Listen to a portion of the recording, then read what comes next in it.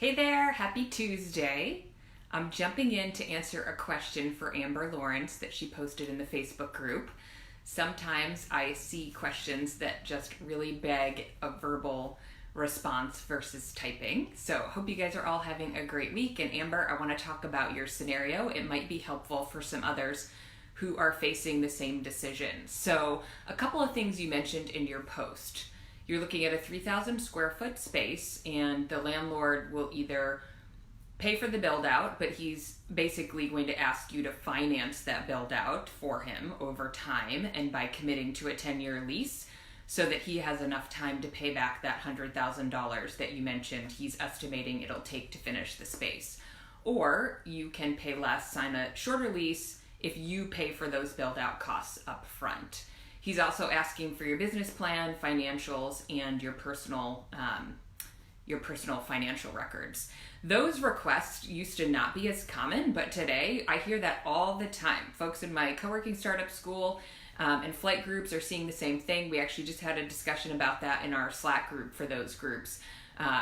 Folks being surprised that was being asked for, but especially in small towns, landlords just aren't familiar with this business model, and so they don't understand, and they want to see, especially because you're new, they want to buy into the fact that you're going to have enough money and enough revenue and profit to pay rent for the duration of your lease. So a few things, I want to step back from your specific question and talk about space size. So you mentioned being in a rural town. So I should have done this before I jumped on here, but if you're not a podcast listener, there are a couple of episodes that you need to listen to. One of them is how big should my co-working space be? So that walks you through a framework of thinking about what size space you need to meet your personal and financial goals. So you're in a smaller town, and so you're probably feeling like you can't support more than 3,000 square feet because there are not enough people that are going to come to your space, which totally makes sense. But before you get into this and talk to the financial planner who responded to you, thank you, and look at your life savings and putting that into this space, we want to make sure that this is a good decision for you to do in the first place. So before we get super emotionally 100% attached to doing this no matter what, let's talk about a little bit of a framework for you to think through. So first thing is, who are you serving? Who are the people in your town that are going to be members? And I would not just ask them, I would start taking deposits. I always see posts in other groups about how people will open spaces and everybody's excited and then no one joins. Well, take a deposit, make them vote with their mouth so that you have that commitment. Don't make the deposit ridiculous, but make it a founding member deposit that comes back to them if you never open. $200. So make sure that you have the commitment of the people that you are going to serve, and then make sure you know what type of space do they need to work in. Can they work in open space, which we get tempted to do because it's inexpensive to build out, or do they need private office space? If you're in a smaller town, are you serving the professional services folks like the attorneys and the accountants, or are they creative folks and they just need to get out of their house? And then the next thing you want to look at is, so who are you serving? What type of space do they need? And then do a sample layout for that, and then get an estimate on build-out costs. Now, I felt a little concerned by the language that you used in your post, saying that the landlord estimated, $100,000 in finishing costs.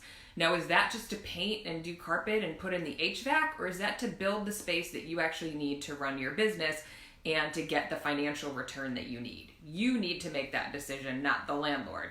So once you decide what type of space you need, do you need private offices? Do you need meeting rooms or, open space? I will tell you, open space is very, very hard to make profitable on its own. So I want you to make sure that you're getting really strong feedback from the people who are actually going to commit to using your space.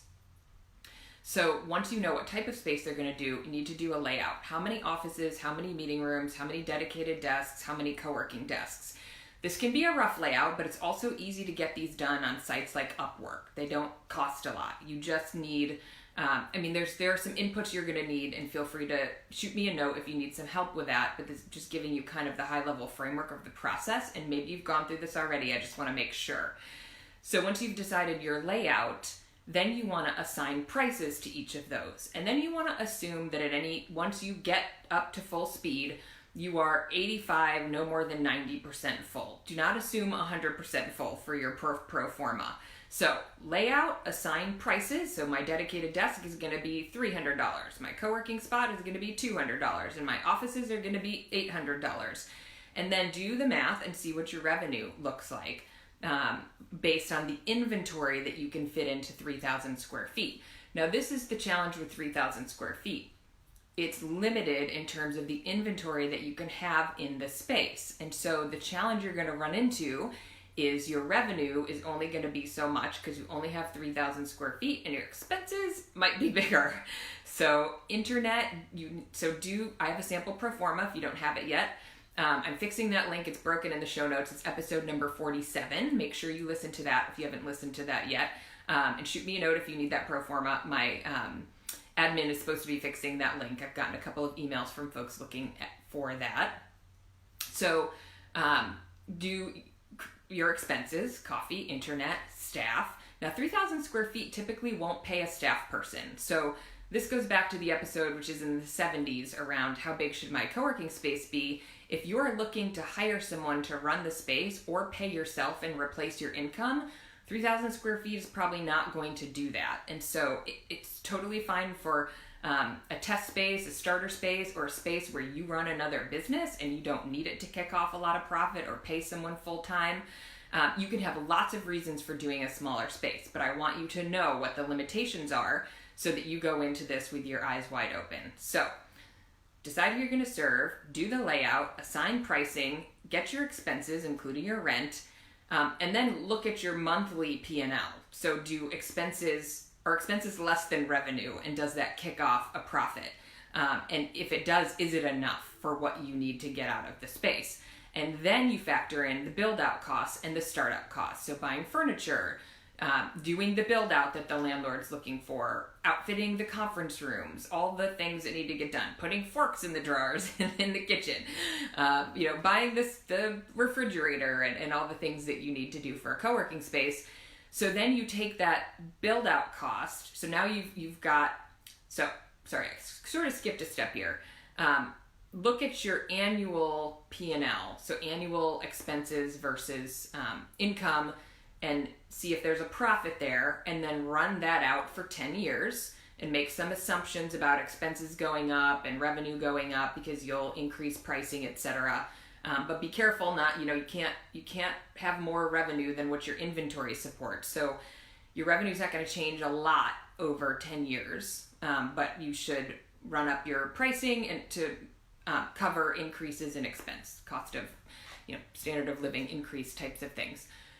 So now you have a 10-year pro forma and you've got a profit number for every year and you've got a total number so that you understand how much total profit you're making in 10 years. Then run your startup costs against that. Now the problem with 3,000 square feet is if you have a lot of build out to do, I'd have to look at 100,000 square feet or $100,000 on that. You may not make enough money to ever pay that back. So you want to be very careful. I think Alex Linkster in the comments suggested maybe you wait until there's a space that is plug and play. And you said, well, that doesn't really exist in my market. All the buildings are old and need a lot of work. I totally hear you. I have folks in the co-working startup school, one woman in particular running into the same exact issue. She's so passionate about making this happen, but she's running into challenging landlords who won't pay to make the building, put the building into the kind of shape that you need to run a co-working space. And then it's super expensive to do it on your own. You don't own the building at the end of 10 years. The landlord does. And he's super excited if you financed that build out. And at the end of 10 years, he's got this great space that he didn't have to pay to get up to spec, right? So again, the challenge you're going to run into is $100,000, maybe more than what you're going to make. Oh, well, 10 years may be enough. 5 years may not be enough. So oftentimes, you're basically breaking even in 3 to 5 years, and then the rest of the lease is where the upside comes. That's more challenging with a 3,000 square foot space if you have a lot of walls and require kind of a hefty build out. So Make sure you go through that process, have your P&Ls, and then your full 10-year pro forma, and then drop the build-out costs against that. That, to me, is not really a discussion with your, the financial advisor who responded. I think once you decide, is this a business model that works? Then you say, I'm going to go talk to a professional about how much I should put in now, and should I finance it, or should I let the landlord finance it and pay for more rent over time?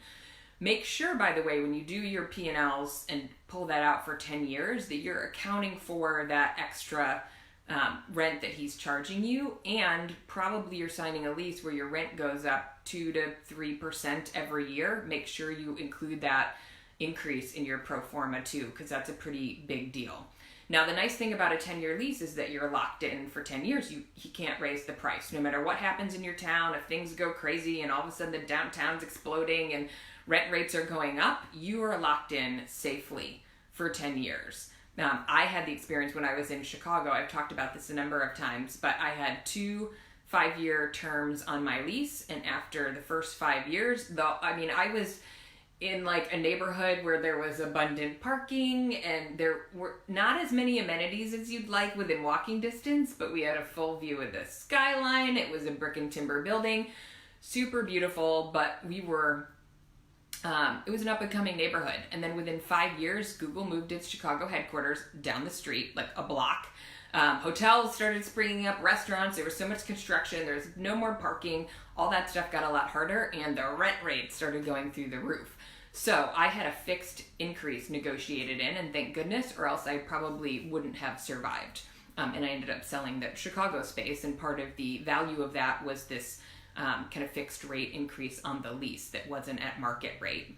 So just a few things to think about. And again, the 3,000 square foot space, there can be a lot of reasons to do a smaller space, and they can work, but make sure that you're running the numbers and being super realistic and doing the work. And if you have to be patient and wait for that plug and play space to come along, just make sure you're really honest with that, because we don't want to put your life savings into something that just never will work because of math. So anyway, hopefully that's helpful. Feel free to shoot me an email if you have questions, jamie@everythingcoworking.com. I'll talk to everybody soon.